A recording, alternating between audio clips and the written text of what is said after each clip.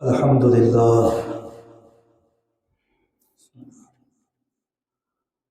الحمد للہ علی کل حال والصلاة والسلام علی صاحب الجود والکرم والجمال وعلى آلہ واصحابہ الذین اولی الفضل والکمال اما بعد فاعوذ باللہ من الشیطان الرجیم بسم اللہ الرحمن الرحیم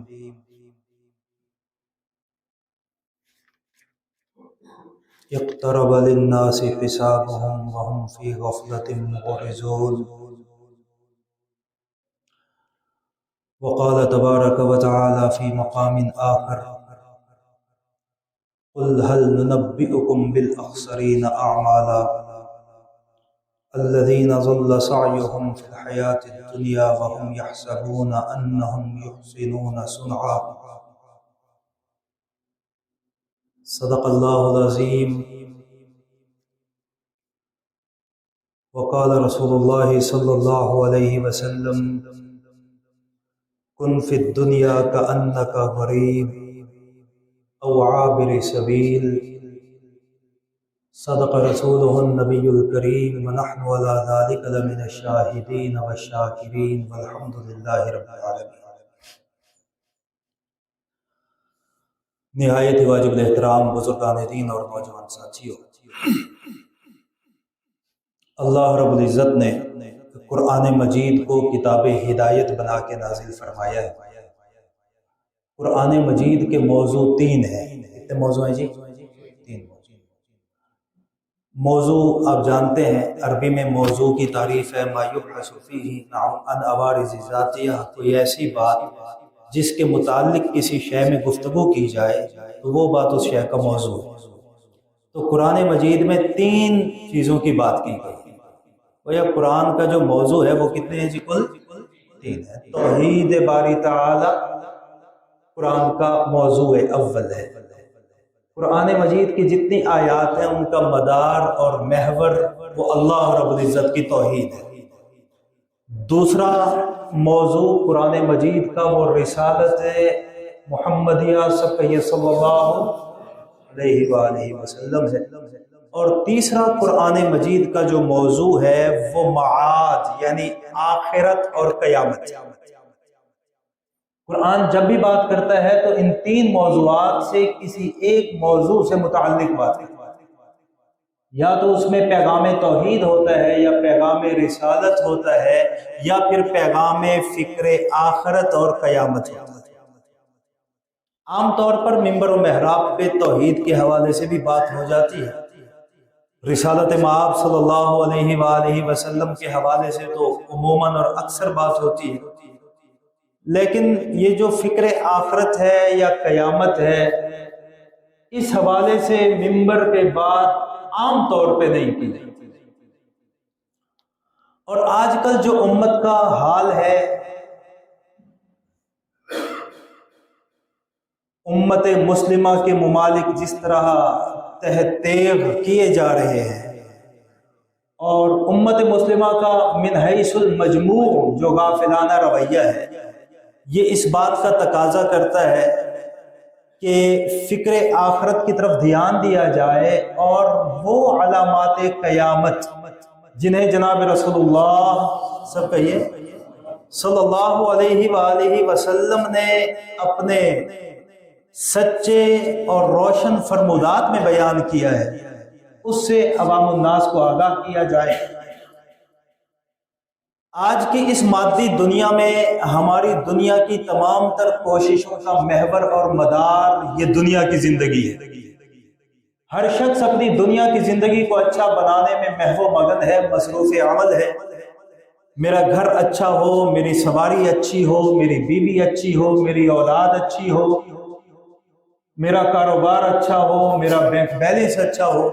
حالانکہ یہ تمام اچھائیاں اللہ رب العزت نے مومن کے لیے آخرت میں رکھی ہیں، لیکن چونکہ مومن آج کا آخرت سے غافل ہے تو وہ اسی دنیا کو اپنی آخرت بنانے پہ تلا ہوا ہے کہ میں اسی دنیا کی زندگی کو اپنی عقبہ بناؤں گا، اور اسی دنیا کی زندگی میں جنت نما گھر بھی مجھے چاہیے، جنت نما سہولیات بھی مجھے چاہیے، جنت نما بیوی اور اولاد بھی مجھے اسی دنیا میں چاہیے، حالانکہ اس کے لیے اللہ رب العزت نے کیا رکھی ہے جی؟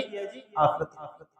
تو دنیا کو جنت بنانے کی کوشش میں ہمارے دن رات خرچ ہو رہے ہیں، اور ان دن رات میں حلال و حرام کی فکر کوئی نہیں، جائز ناجائز کی پرواہ کوئی نہیں، سچ اور جھوٹ میں فرق نہیں کیا جاتا، دھوکے کو حلال سمجھا جا رہا ہے، غبن کو کاروبار سمجھا جا رہا ہے، سود کو بزنس کا نام دے دیا گیا ہے۔ یہ سب کچھ کیوں ہو رہا ہے کہ ہم دنیا کی زندگی کو کیا بنانا چاہتے ہیں جی؟ اپنی عقبہ بنانا چاہتے ہیں۔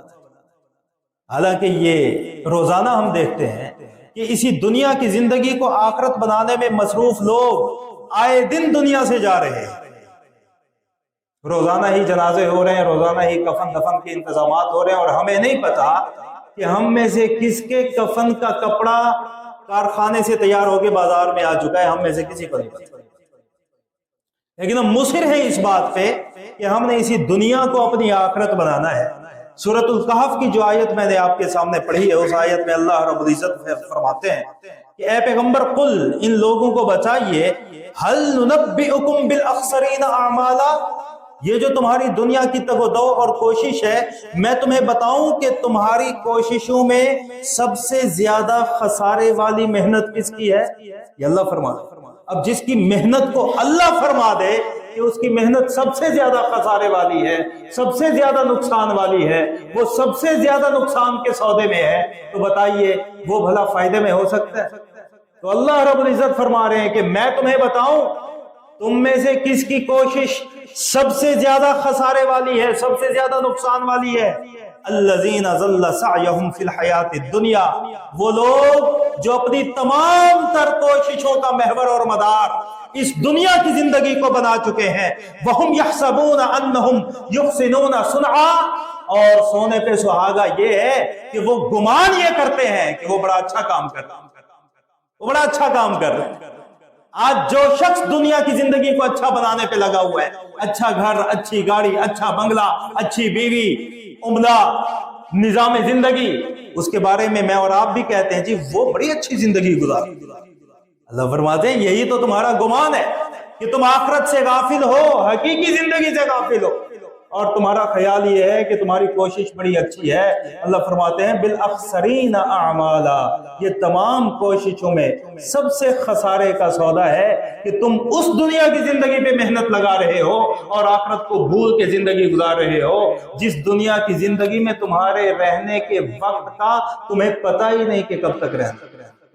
جو حدیث مبارکہ آپ کے سامنے میں نے پڑھی ہے، جناب رسول اللہ سب کہیے صلی اللہ علیہ وآلہ وسلم نے ارشاد فرمایا، حضور نے فرمایا کن فی الدنیا کأنک غریب، دنیا میں ایسے رہ جیسے تو پردیسی ہے، جیسے تو پردیسی ہے، او عابر سبیل، یا راستے میں سستانے والا ہے۔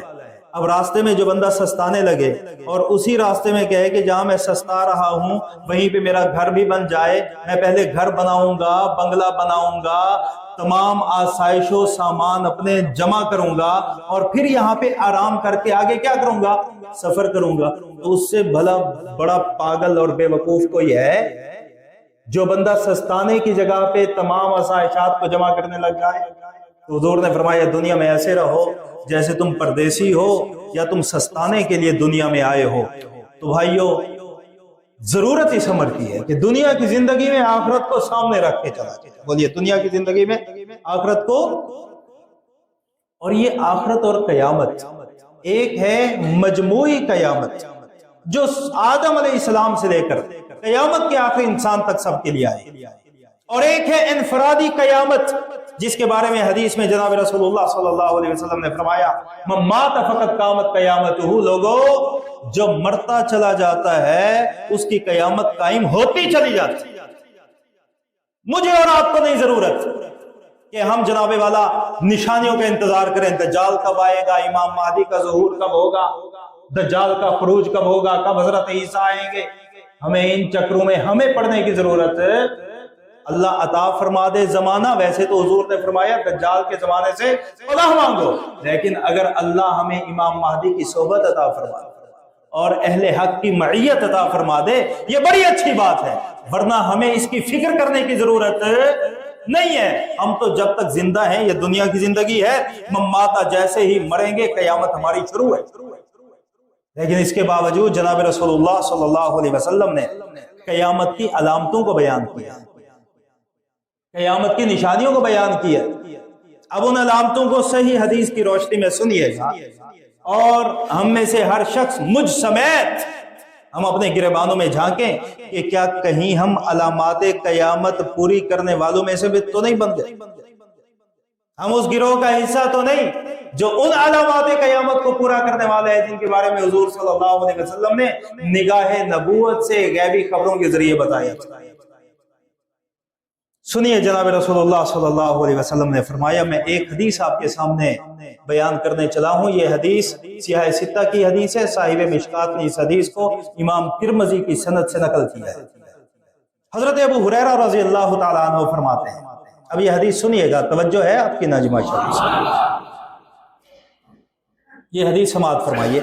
حضرت ابو ہریرہ راویہ فرماتے ہیں، قال رسول اللہ صلی اللہ علیہ وسلم اذا اتخذ الفیء دولا والامانۃ مغنما والزکاة مغرما وتعلم لغیر الدین واطاع الرجل امرأته وعق امه وادنى صدیقه واقصى اباه وظهرت الاصوات في المساجد وساد القبیلۃ فاسقهم وكان زعیم القوم ارذلهم وَأُكْرِمَ الرَّجُلُ مَخَافَةَ شَرِّهِ وَظَهَرَتِ الْقَيْنَاتُ وَالْمَعَازِفُ وَشُرِبَتِ الْخُمُورُ وَلَعَنَ آخِرُ هَٰذِهِ الْأُمَّةِ أَوَّلَهَا فَارْتَقِبُوا عِندَ ذَلِكَ رِيحًا حَمْرَاءَ وَزَلْزَلَةً وَخَسْفًا وَمَسْخًا وَقَذْفًا وَآيَاتٍ تَتَابَعَ كَنِظَامٍ قُطِعَ سِلْكُهُ فَتَتَابَعَ۔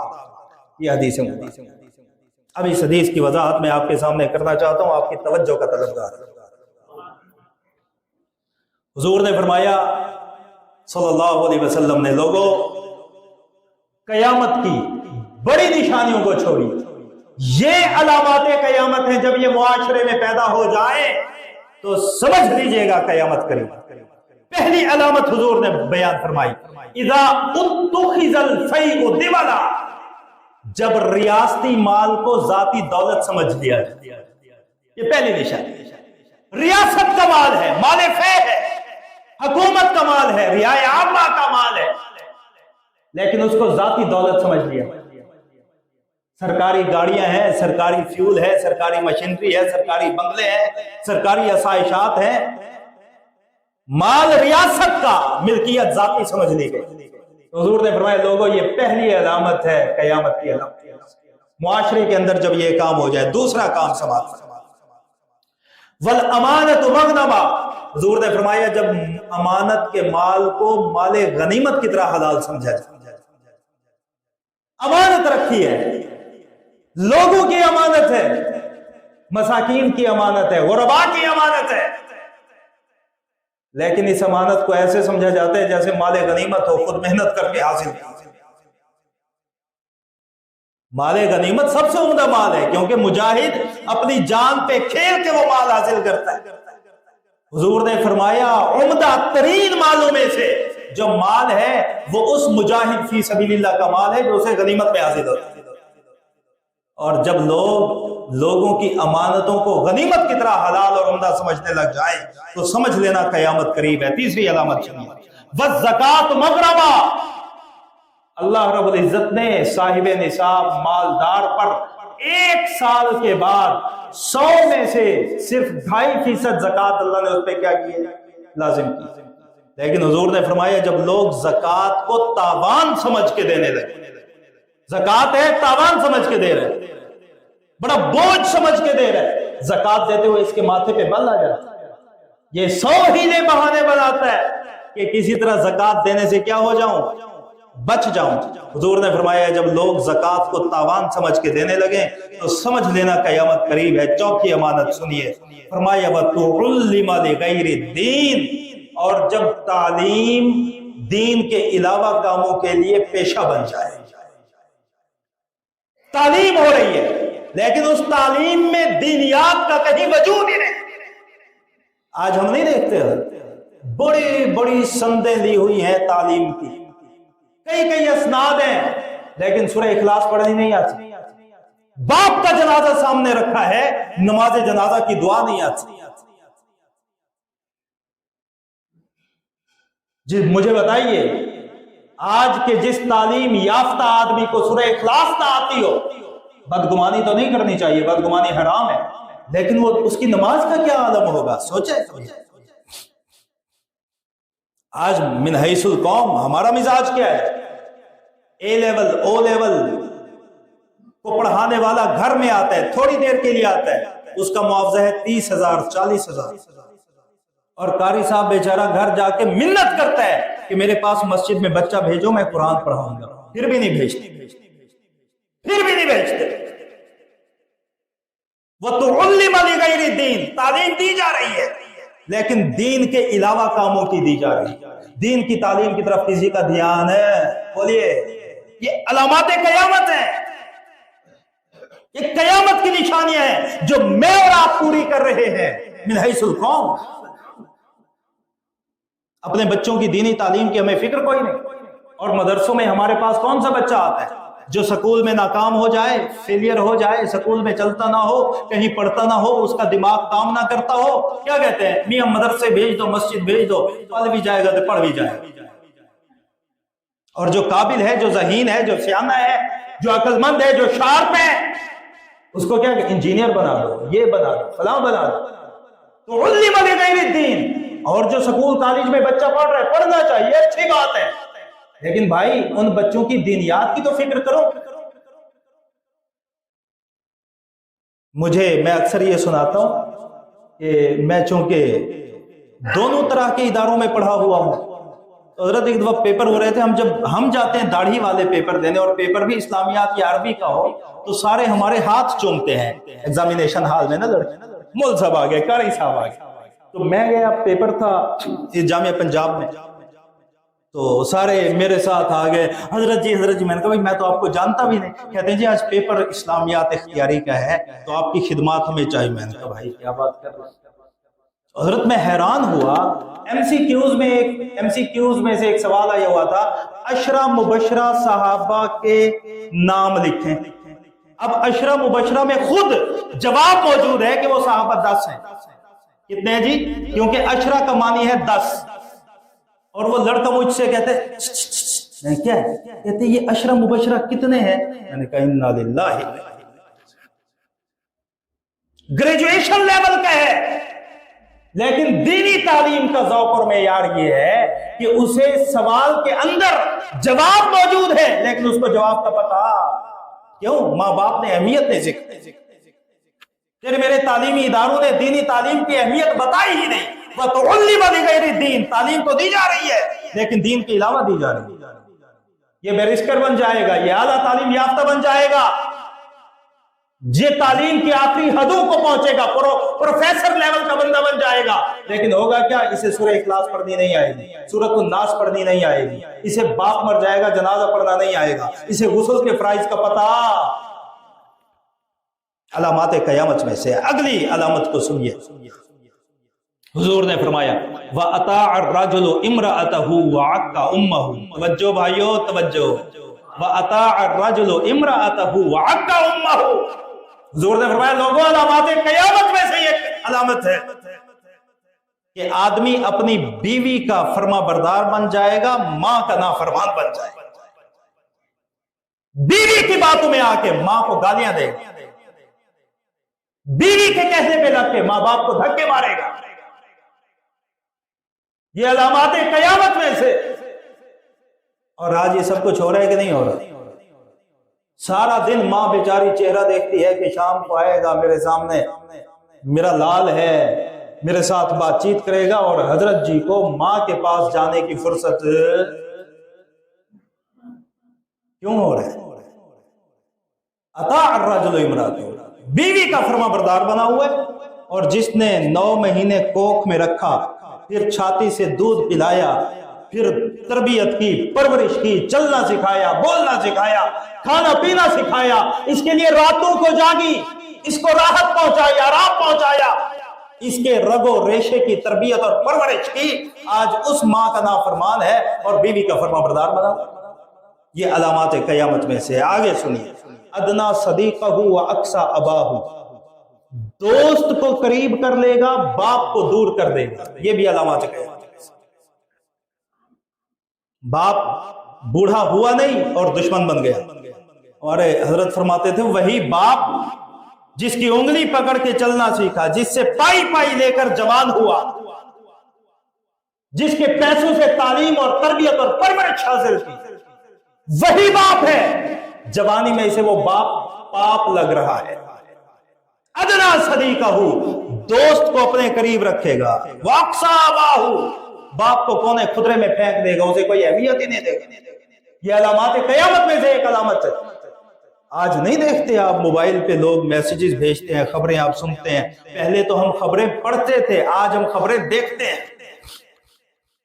اخبار کا تو دور ہی نہیں رہا، اب تو خبریں موبائل پہ آتی ہیں، تصویری خبریں آتی ہیں. آپ خبروں میں دیکھتے نہیں. ابھی کچھ عرصہ پہلے کا واقعہ ہے، وہ جو ایک نوجوان اپنے باپ کو سلا کے منہ پہ جوتے مار رہا تھا، منہ پہ. سرچ کر لیجئے گا، پچھلے مہینے کا کچھ واقعہ. یہ کیا ہو رہا ہے؟ یہ علامات قیامت ہے. کون پوری کر رہے ہیں؟ میں اور آپ. اور یہ حضور کا جو فرمان ہوتا ہے نا جی، یہ کلام الملوک ہے، ملوک الکلام ہے. حضور بات کرنے کے بادشاہ ہیں، تو حضور کی بات بھی باتوں کی بادشاہ ہے. حضور کا جو فرمان ہے سلسلہ با سلسلہ جڑا ہوا ہے. یہ ہو کیوں رہا ہے؟ تو علم لغیر الدین، کیونکہ تو نے بچے کو پڑھایا تو ہے لیکن دین کے لیے نہیں پڑھایا. یہ دین بتاتا ہے باپ کیا ہے، ماں کیا ہے، بیوی کا حق کیا ہے، ماں کا حق کیا ہے، دوست کا حق کیا ہے، باپ کا حق کیا ہے. یہ دین بتائے گا. بچے کو دین آتا نہیں تو ہوگا کیا؟ بیوی کا فرما بردار ہے، ماں کا نافرمان ہے، دوست کا یار ہے، باپ کا دشمن ہے. یہ علامات قیامت ہیں. حضور نے اگلی علامت سنیے، وقت چونکہ کم ہے، ایک ایک علامت پہ پورا پورا جمعہ پڑھایا جا سکتا ہے، لیکن میں پوری حدیث کی وضاحت آپ کے سامنے کرنا چاہتا ہوں. سنیے اگلی علامت. حضور نے فرمایا وَظَّهَرَتِ الْأَصْوَاتُ فِي الْمَسَاجِدِ، اور مساجد جو ہیں ان میں وہ آوازیں بلند ہوں گی جو مساجد میں بلند نہیں ہونی چاہیے. ذاتی مفادات، مسلکی مفادات، فرقہ واریت، ممبر و محراب سے یہ آوازیں نکلیں گی. حالانکہ یہ نکلنے، ممبر و محراب تو امت کو جوڑنے کے لیے، ممبر و محراب تو لوگوں کو اللہ کے قرآن اور محمد مصطفیٰ کے فرمان سے جوڑنے کے لیے. لیکن ہوگا کیا؟ ممبر و محراب سے آوازیں کچھ اور ہی نکلیں گی. حضور نے فرمایا. آگے سنیے، وَسَادَ الْقَبِيلَةَ فَاسِقُهُمْ، لوگوں کا حکمران وہ بنے گا جو ان میں سب سے زیادہ گناہگار ہوگا. نیک آدمی کے حکمران بننے کا تصور ہی ختم ہو جائے گا. سیاست وہی کرے گا جو گناہگار ہوگا. معاشرے کے گناہگار لوگ معاشرے کے سیاستدان بن جائیں. بھائی یہ حدیث کا ترجمہ کر رہا ہوں، مجھے کچھ مت کہیے. میں اپنی طرف سے واللہ کچھ نہیں کہہ رہا، سیاہ ستہ کی حدیث ہے، آپ کے سامنے پڑھ کے ترجمہ کر رہا ہوں. ساد القبیلۃ فاسقہم، سیاست، سیاست، سرداری کون کرے گا؟ معاشرے کے گناہگار. آج یہ جملہ نہیں سنتے، سیاست جی سیاست شریف لوگوں کا کام نہیں ہے. اب حضرت سے کہیں سیاست میں آ جائیں، نہیں آئیں گے. شریفوں کا کام نہیں. اور سچی بات ہے، شریف کا کام رہا ہی، کیونکہ ساد القبیلۃ فاسقہم، سارا قبضہ فاسقوں کا ہے. ایک آتا ہے، دوسرا جاتا ہے، دوسرا آتا ہے، پھر وہ آتا ہے، پھر وہ جاتا ہے. تماشا لگا ہوا علامات قیامت میں سے. آگے سنیے، وَكَانَ زَعِيمُ الْقَوْمِ أَرْذَلَهُمْ، حضور نے فرمایا قوم کا سب سے معتبر آدمی کون ہوگا؟ جو قوم میں سب سے زیادہ کمینہ ہوگا. ارذل اسم تفضیل کا صیغہ ہے، سب سے زیادہ رذیل، سب سے زیادہ کمینہ جو قوم میں ہوگا وہ قوم کا زعیم بن جائے گا، زعمائے قوم. یہ حدیث زعمائے ملت ہے وہ قوم میں سب سے زیادہ کمینہ، جس کی راتیں شراب قدوں میں، دن عشرت قدوں میں جب گزرتے، اور وہ زعیم القوم بنا ہوا ہے، زعمائے ملت بنا ہوا ہے. حضور نے فرمایا یہ علامات قیامت میں سے ایک علامت. اگلی علامت کو سنیے، उक्रिमर रजुलु मखाफत शर्रिही, हुजूर ने फरमाया कि आदमी की जो इज्जत की जाएगी वो उसके अखलाक की वजह से नहीं की जाएगी, शराफत की वजह से नहीं की जाएगी। शरीफ बंदे की कोई इज्जत करेगा ही नहीं। इज्जत किसकी होगी? बदमाश की इज्जत की जाएगी उसके शर से बचने के लिए। तवज्जो है? हो रहा है कि नहीं हो रहा? बदमाश की इज्जत है उसके शर से बचने के लिए। शरीफ बंदे की कोई अहमियत ही नहीं रही मुआशरे में। उक्रिमर रजुलु मखाफत शर्रिही, बंदे की इज्जत की जाएगी उसके शर से बचने के लिए। ये अलामात कयामत में से एक अलामत है जो आज हो चुकी है। अगली अलामत को सुनो, वज़हरतिल क़ैनातु वल मआज़िफ़, गाना गाने वाली कंजरियां और गाना गाने के आलात हर हर कान के पास आ जाए। हाँ, कैनात, कैना की जमा, कैना कहते हैं उस कंजरी को जो गाना गाती हो अरबी में। कंजरियां, गाना गाने वाली कंजरियां, जिनके आज आपने मुअज़्ज़िज़ मुअज़्ज़िज़ नाम रखे हुए हैं, वो क्या बन जाए। और मआज़िफ़, गाना बजाने के आलात, ये हर हर कान के, हुज़ूर ने फरमाया ज़हरत, पास आ जाए। आज मस्जिद में हम कितनी बार ऐलान करते हैं मोबाइल फोन की बेल बंद कर दीजिए। भाई मैं तो ये भी नहीं कहता मोबाइल ऑफ कर दीजिए, क्योंकि मुझे पता है इसमें आपकी जान है। मैं तो ऐलान भी ये करता हूं कि खुदारा बेल तो बंद कीजिए, लेकिन हर दूसरे तीसरे जुमे किसी का म्यूजिक बजता है कि नहीं बजता? बोलिए। आप मस्जिद तकवा की बात करते हैं, आप हरम शरीफ में जाइए, बैतुल्ला में तवाफ के दौरान गाने वाले मोबाइल बज रहे होते हैं। ये क्या है? ये अलामात कयामत में से एक अलामत है। हुजूर ने फरमाया ज़हरतिल क़ैनातु वल मआज़िफ़, गाना गाने वाली कंजरियां और मआज़िफ़ आलात मौसीकी हर हर कान के पास आ जाएंगे, कहीं जाना नहीं पड़ेगा। ओह, नहीं समझे? आज से 50 साल पहले जाना पड़ता था, महफिल मौसीकी में जाना पड़ता था, गाना सुनने के लिए सिनेमा में जाना पड़ता था, कंजरी के पास जाना पड़ता था गाना सुनने के लिए, अल्लाह बचाए। और आज जाना नहीं पड़ता, कंजरी भी हर किसी की जेब में है, मौसीकी भी हर किसी की। ये किसी ने सोचा था कि होगा? लेकिन हुजूर ने 14 सदियां पहले बताया था कि ये होगा। और दुख की बात यह है कि यह हुआ भी तो हमारी जिंदगी में हुआ। दुख की बात कि हम इस फितने के दौर में जिंदा हैं। इससे बड़ा दुख क्या होगा? अगली अलामत को सुनिए। हुजूर ने फरमाया वशुरिबतिल खुमूर, हुजूर ने फरमाया शराब को शरबत समझ के पिया जाए। अलामत क़यामत, शराब है, नशावर है, उम्मुल खबाइस है, गंदी चीजों में सबसे ज्यादा गंदी है, लेकिन लोग इसको मशरूबे खास समझ के पिएंगे, मशरूबे मोहब्बत समझ के पिएंगे। अलामात क़यामत में से एक अलामत है। अगली अलामत को सुनिए, वलाना आखिरु हाज़िहिल उम्मति अव्वलहा, इस उम्मत के बाद में आने वाले लोग, हुजूर ने उस वक्त फरमाया इस उम्मत के बाद में आने वाले लोग पहले वाले लोगों पे लानत करेंगे।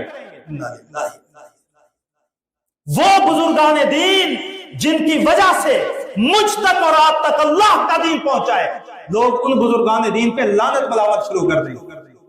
आज आप देखते नहीं कि जी हम बाबों को नहीं मानते, हम फलानों को नहीं मानते। वो एक यूट्यूबर का किसी ने मुझे क्लिप दिखाया है, कमबख्त, वो यहां तक कह रहे हैं कि अगर मैं अमीर मुआविया के दौर में होता तो हजरत अमीर मुआविया के खिलाफ तलवार निकाल देता। इन्ना लिल्लाहि लाना आखिरु हाज़िल उम्मति अव्वलहा, इस उम्मत के बाद में आने वाले बदबख्त और मलऊन इस उम्मत के पहले वालों पर लानत करेंगे। हुजूर ने फरमाया ये अलामात क़यामत में से एक अलामत है। फिर आगे सुनिए हुजूर ने क्या फरमाया, जब ये अलामात पूरी हो जाए, हुजूर ने फरमाया फरताकिबू, फिर इंतजार करना, रिहल हवरा, सुर्ख आंधियों का इंतजार करना, व ज़लज़लतन, जमीन के ज़लज़लों का इंतजार करना, व खस्फन, जमीन में धंसने का इंतजार करना, व मस्खन, चेहरों के बिगड़ने का इंतजार करना, व कज़फन, और पत्थरों की बारिश का इंतजार करना।